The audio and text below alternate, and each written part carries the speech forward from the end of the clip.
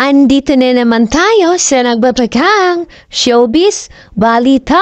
Panoorin natin ang video ni Liza Soberano kung saan ay umattend siya sa isang event na sikat na brand na Gucci. Panoorin natin ang video niya.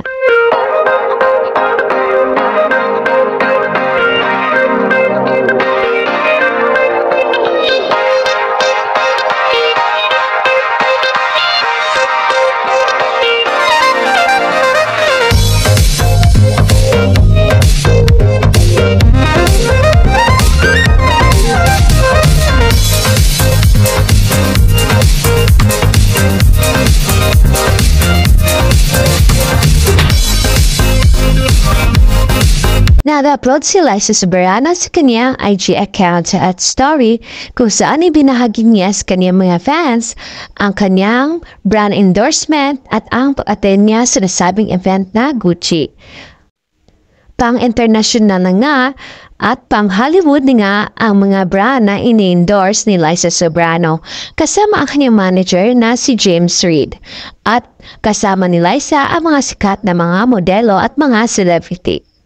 Ibang-iba na nga ngayon si Liza Soberano at nabutangan niya ang kanyang gustong abutin na isang Hollywood actress. Panoorin natin ang kabuuan na sabing video ni Liza Soberano at huwag kalimutang maglagay ng komento dito.